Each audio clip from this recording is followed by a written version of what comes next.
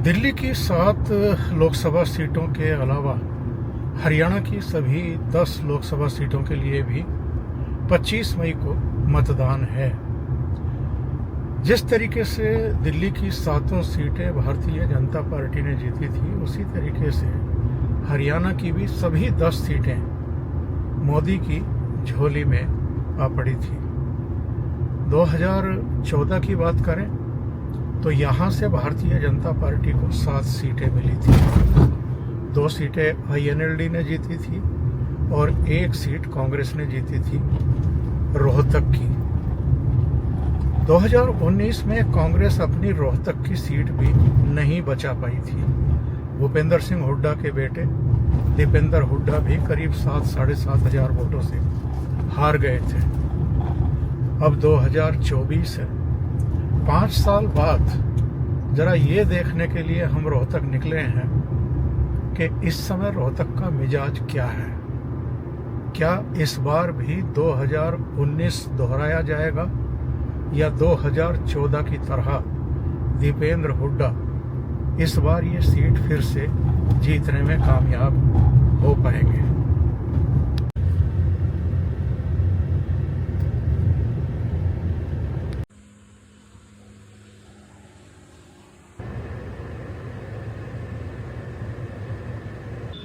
पच्चीस मई को हरियाणा की सभी 10 सीटों पर मतदान होना है।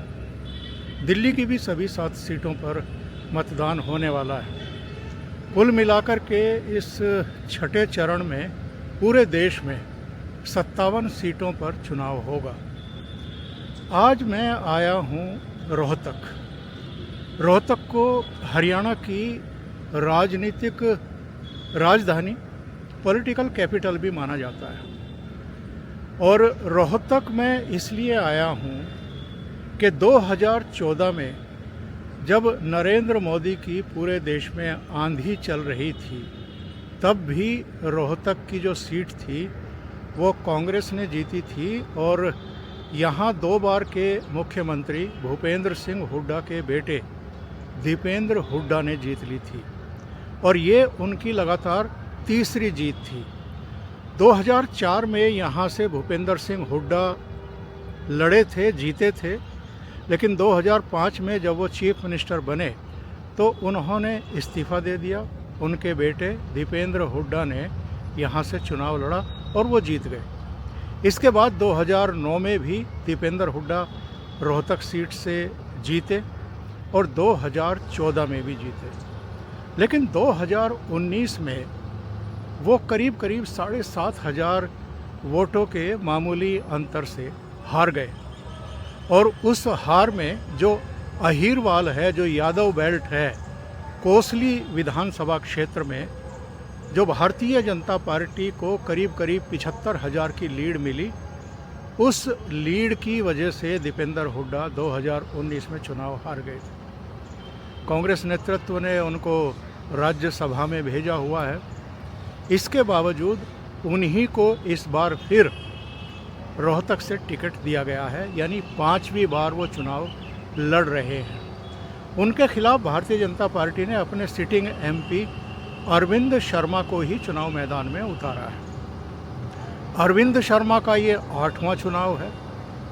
वो 4 बार मेंबर ऑफ पार्लियामेंट रहे हैं और 3 बार हारे भी हैं, 1 बार विधायक की का चुनाव भी हारे हैं।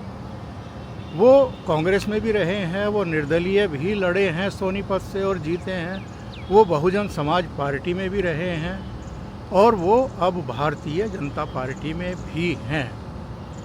रोहतक का अगर हम इस समय का हाल देखें, ठीक 1 दिन पहले का, तो हमें पता चलता है कि रोहतक में इस बार भी दीपेंद्र हुड्डा का जो रास्ता है वो बिल्कुल आसान नहीं है। अगर हम देखें तो जो जाट वोट उनकी ताकत रहे, उनके परिवार की ताकत रहे, उन जाट वोटों में बंटवारा है, विभाजन है। इसी तरीके से अगर हम देखें तो पंजाबी, इसके अलावा यादव यानी अहीर, फिर सैनी, इसके अलावा दलित और जो दूसरे वर्ग हैं वो एकजुट दिखाई दे रहे हैं भारतीय जनता पार्टी के पक्ष में। मैंने आज रोहतक पहुंचने के बाद ये पता किया कि दीपेंद्र हुड्डा जो है वो किस तरह से इस बार प्रचार कर रहे हैं और क्या 2019 की जो उनकी हार थी उससे उन्होंने कोई सबक सीखा है। मुझे पता चला है कि इस बार वो थोड़ा सा जो उनकी स्ट्रेटजी है उसमें उन्होंने बदलाव किया है। जितेंद्र की मेजोरिटी है। अच्छा, वो सब वही आएगा, हो सकता है अभी, क्योंकि अब की बार लोग ज़्यादा बीजेपी से खुश नहीं है। वजह क्या है बीजेपी से खुश ना होने की? वजह क्या है, खट्टर ने खाया और सोया, काम कुछ नहीं किए। 10 साल ऐसे ही निकाल दिए। बेसिक रीजन यही है। ये वही नहीं, केवल जाटों के वोटों से तो वो जीत नहीं पाएंगे। नहीं जीत पाएंगे ना। तो पंजाबी भारतीय जनता पार्टी के साथ बताए जा रहे हैं। सैनी को उन्होंने मुख्यमंत्री बना दिया। पंजाबी क्योंकि खट्टर ने पंजाबी में काम नहीं किए ज़्यादा। तो आपका शुभ नाम क्या है? जिले सिंह। अच्छा, जिले सिंह। 2019 का जो चुनाव था वो 2016 की जो आरक्षण की मांग को लेकर के बहुत बड़े पैमाने पर हिंसा हुई थी हरियाणा में, जिनमें रोहतक भी लपेटे में आया था। भिवानी, जींद, सोनीपत, कई ज़िले उस समय उस हिंसा का शिकार हुए थे। उसके 3 साल बाद हो रहा था और कहीं ना कहीं जो वोटों का ध्रुवीकरण था वो साफ तौर पर दिखाई दे रहा था। यानी जो जाट आरक्षण की मांग करने वाले थे उनके खिलाफ जो बाकी की बिरादरियां थी वो एकजुट हो गई थी और उस वजह से एक बड़ा अंतर आया था। इस बार दीपेंद्र हुड्डा थोड़ा समझदारी के साथ चीज़ों को समेटने की कोशिश कर रहे थे। वो जो जनसभाओं को संबोधित करते थे, लोगों को संबोधित करते थे, तो कहते थे कि 36 बिरादरियों के साथियों, वो ये भी चेताते थे कि इस बार ध्रुवीकरण नहीं होना चाहिए, इस बात का हमें ध्यान रखना है।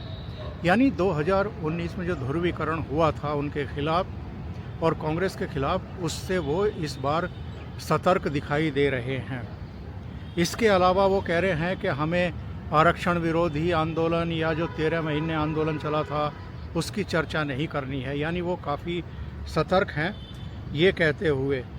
और भारतीय जनता पार्टी एक्चुअल में बिरादरीवाद में पड़ नहीं रही है।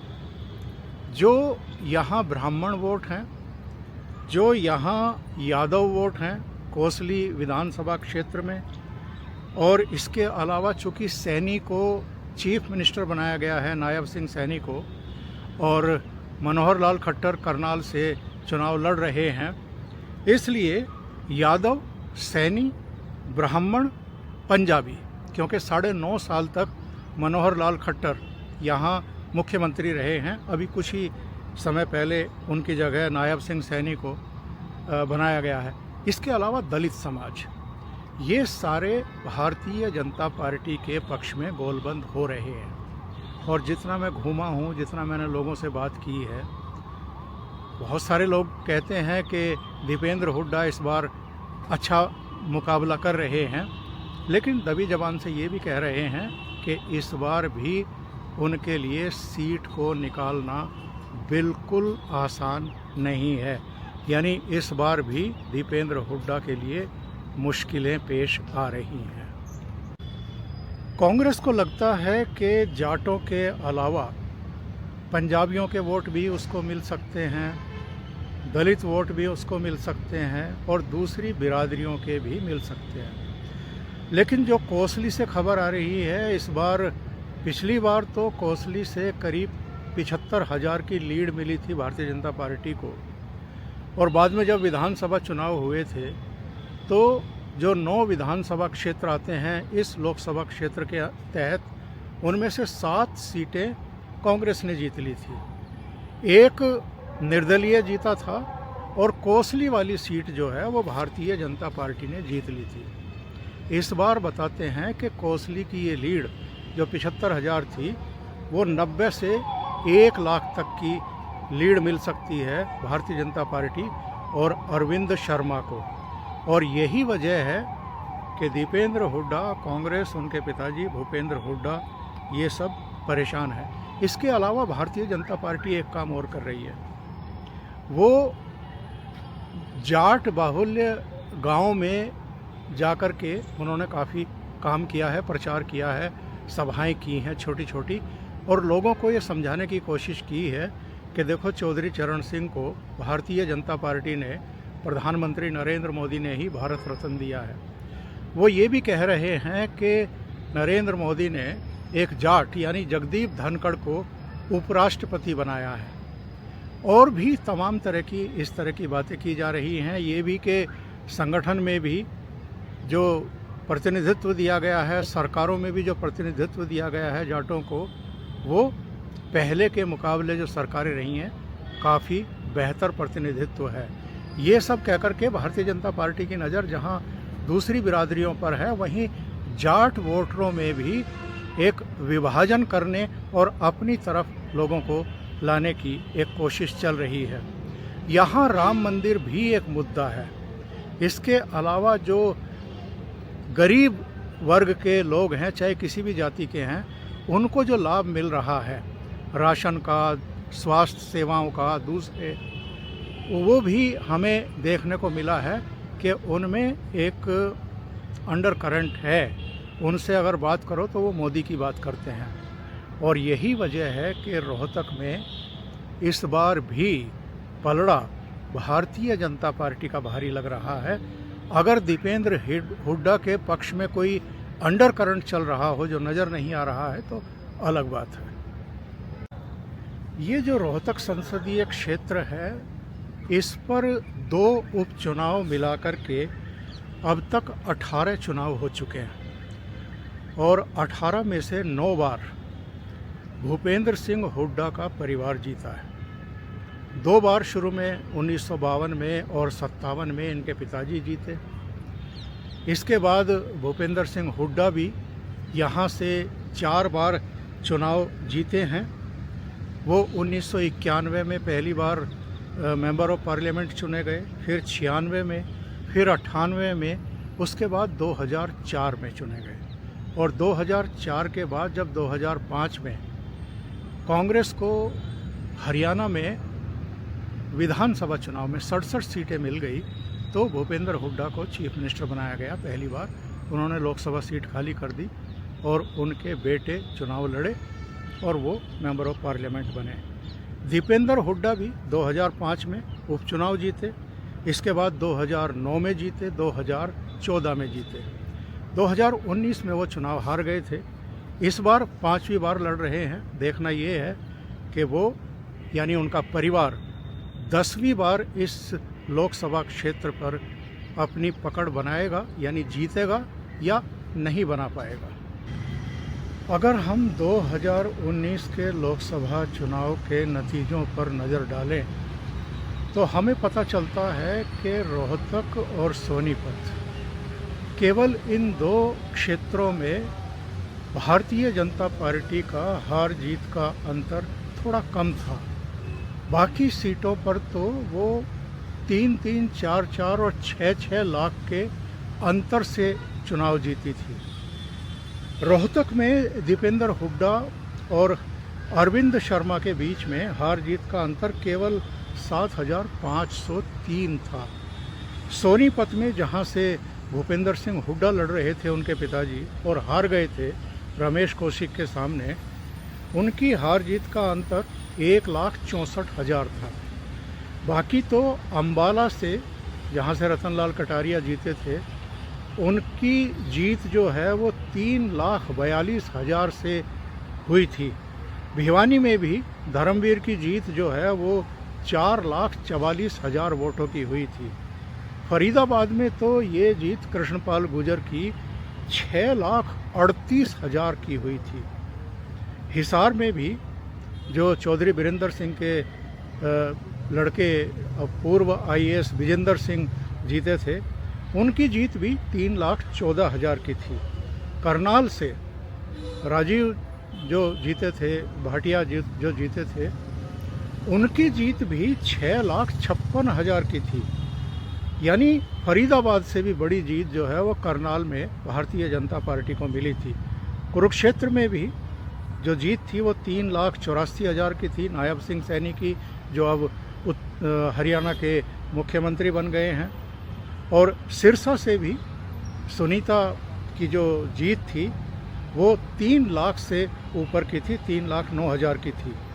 तो इस तरह अगर देखें तो अधिकांश सीटों पर या तो 3 लाख या फिर 6 लाख की जीत हुई थी।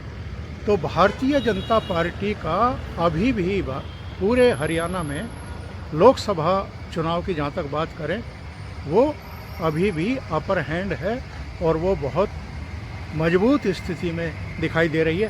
केवल सिरसा को लेकर के जानकारी मिल रही है कि वहाँ पर अशोक तंवर उतना अच्छा चुनाव नहीं लड़ पा रहे हैं।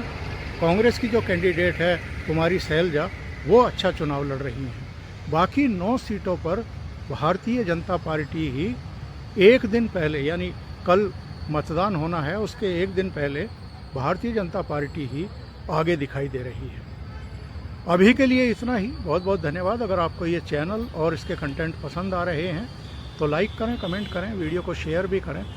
अभी तक अगर आपने ये चैनल सब्सक्राइब नहीं किया है तो सब्सक्राइब कर लें और साथ में लगे बेल आइकॉन को दबाना ना भूलें ताकि आगे आने वाले वीडियो और उनके नोटिफिकेशन आप तक पहुंचते रहें। बहुत बहुत धन्यवाद। नमस्कार।